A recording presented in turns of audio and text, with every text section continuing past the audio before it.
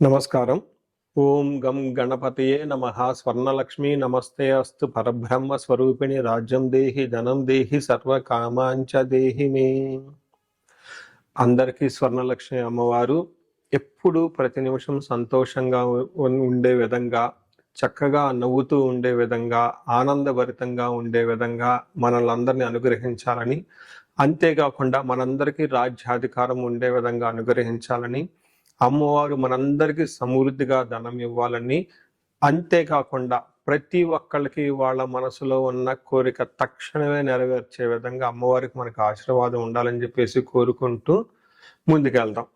ఈరోజు మనం చెప్పుకోబోయే విషయం ఏంటంటే, కుజుడు వచ్చేటప్పటికి మిథున రాశిలో ప్రవేశిస్తున్నాడు. ఆగస్టు 2వ తారీఖు నుంచి సెప్టెంబర్ 18th వరకు వాళ్ళు ఆ మిథున రాశిలోనే ఉండటం జరుగుతూ ఉంటుంది.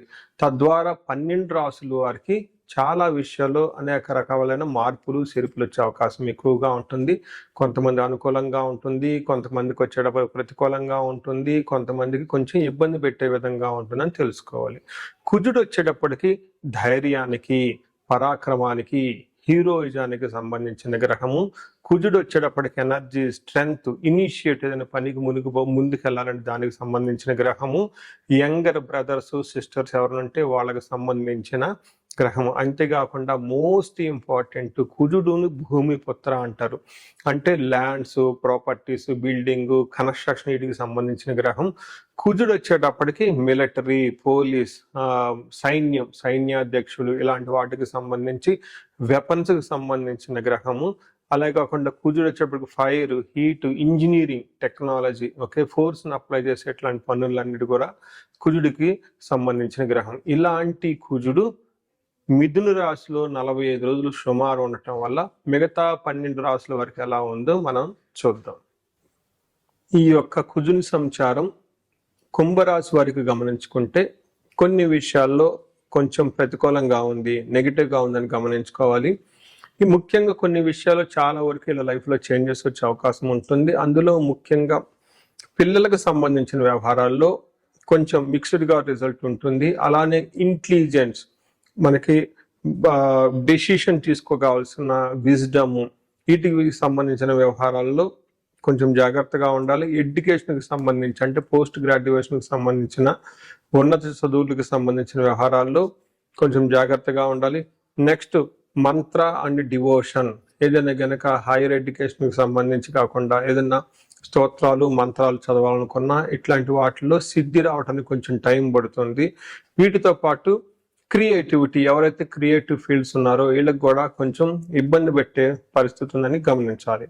మనం కుంభరాశి చూసుకుంటే 5వ స్థానంలో కుజుడు ఉండటం వల్ల మనకి ఎలా ఉంటుంది అని వాళ్ళు చెప్పడం జరిగింది. ఇది దేహజాడ్యం చ సంతాపకాలాతిక్రమణ భోజనం దురితం కర్మలాభచ్చ భౌమే పంచమే సంస్థితే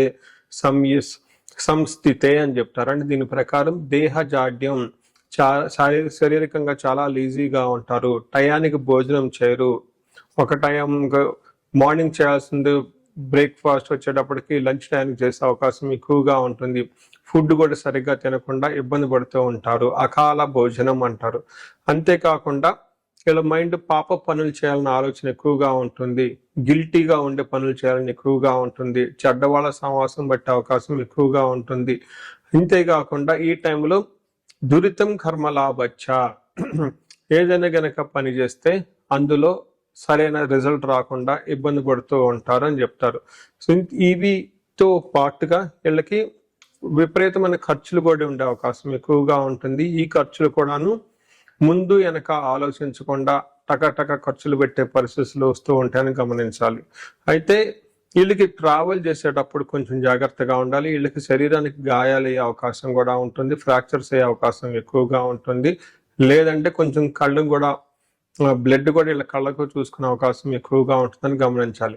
చూశారు కదండి, కుజుడు ఈ యొక్క కుంభరాశి వారికి మిక్స్డ్ రిజల్ట్ ఇస్తున్నారు. కొంచెం జాగ్రత్తగా ఉండవలసిన అవసరం ఎంతైనా ఉందని గమనించాలి. మనం ఈ రాశి వారికి పరిహారాలు చూసుకుంటే ఇందులో పరిహారాలు 2-3 రకాలుగా చెప్తానండి. ఒకటి సెల్ఫ్ రెమెడీస్, మీరు చెప్పుకునే పరిహారాలు చెప్తాను. రెండో పరిహారం మీరు గమనించుకుంటే ఈ యొక్క శ్రావణ మాసాన్ని దృష్టిలో పెట్టుకొని ఈ శ్రావణ మాసాన్ని ఎలా సద్వినియోగం చేసుకోవాలో దాని గురించి పరిహారాలు చెప్తాను. తర్వాత విశేష పరిహారాలు ఉన్నట్టు మీ యొక్క ఇండివిడ్యువల్ జాతకానికి సంబంధించిన పరిహారాలు 3 లెవెల్లో పరిహారాలు చెప్తాను. ఫస్ట్ ఏంటంటే మనకు శ్రావణ మాసం వస్తుంది కాబట్టి ఈ శ్రావణ మాసాన్ని మనం సద్వినియోగం చేసుకునే విధంగా స్వర్ణలక్ష్మి విశేష హోమం అనేది ఒక హోమం జరుగుతూ ఉంటుంది. ఎవరైనా గనక అది నా సమక్షంలో జరుగుతూ ఉంటుంది. ఎవరికైతే 16 మంది లక్ష్మీలు కావాలి, సిద్ధలక్ష్మి, మోష్టలక్ష్మి, ఇష్టలక్ష్మి, గజలక్ష్మి, ఇలా అనేక మంది లక్ష్మీల యొక్క కటాక్షం మీకు కావాలనుకుంటే స్వర్ణలక్ష్మి విశేష హోమం జరుగుతూ ఉంటుంది.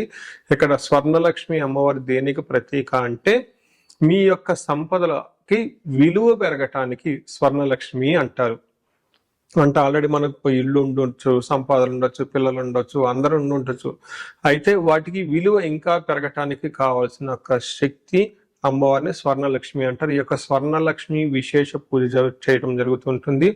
అమ్మవారికి ఎంతో ఇష్టమైన తామర పూలతో ఈ యొక్క హోమం చేయటం జరుగుతుంటుంది. అమ్మవారికి ఇష్టమైన అనేక పుణ్య ద్రవ్యాలు మొత్తం ఈ పూజ సామగ్రి వాడటం జరుగుతుంటుంది. ఇది అయిపోయిన తర్వాత ప్రతి ఒక్కరికి 3 వెండి కాయిన్స్ ఇవ్వటం జరుగుతుంటుంది. ఒకటి బీరువాలో పెట్టుకోవడానికి, ఒకటి మీ పర్సులో పెట్టుకోవడానికి, ఒకటి పారే నీళ్ళల్లో డ్రాప్ చేయటానికి.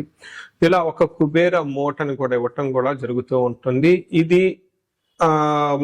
గ్రూప్గా సామూహికంగా చేయటం జరుగుతూ ఉంటుంది. దీన్ని అందరూ సద్వినియోగం చేసుకోవాలని చెప్పేసి నేను కోరుకుంటున్నాను. నెక్స్ట్ రెమెడీస్, ఈ కుజుడికి సంబంధించిన ఇంట్లో చేసుకునే రెమెడీస్ ఏంటంటే ఫస్ట్ కందులు 1 kg దానం ఇవ్వగలిగితే చాలా బాగుంటుంది. సుబ్రహ్మణ్యేశ్వర స్వామి భుజంగ స్తోత్రం చదివితే ఇంకా చాలా బాగుంటుంది.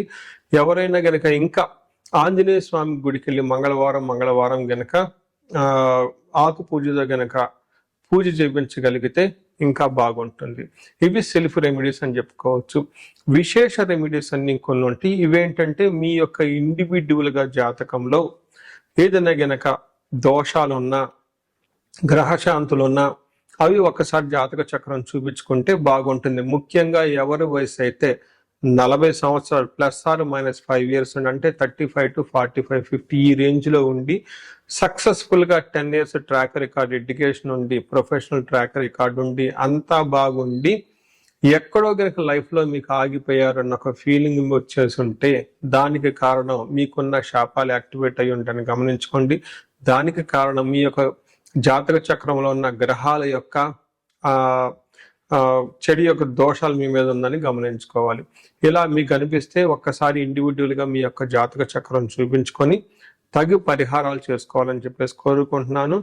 అందరూ ఇప్పుడు విధంగా స్వర్ణలక్ష్మి విశేష హోమంతో పాటు హెల్త్ బాగా లేకపోతే మృత్యుంజయ హోమము, ఆయుష హోమం చేయించుకోవటం, భార్యాభర్తలకు అన్యోన్య దాంపత్య పాశుపత హోమం చేయించుకోవటం, ఎలాంటి పరిష్కారాలను కానీ సరే రాహువుకి సంబంధించిన ఇలాంటివి ఉంటే చండీ హోమం చేయించుకోవటం చాలా ముఖ్యం అని చెప్పేసి నేను కోరుకుంటున్నాను. మీ అందరికీ అష్టైశ్వర్యాలు కలగాలని, భోగభాగ్యాలు కలగాలని చెప్పేసి నేను కోరుకుంటున్నాను. నమస్కారం.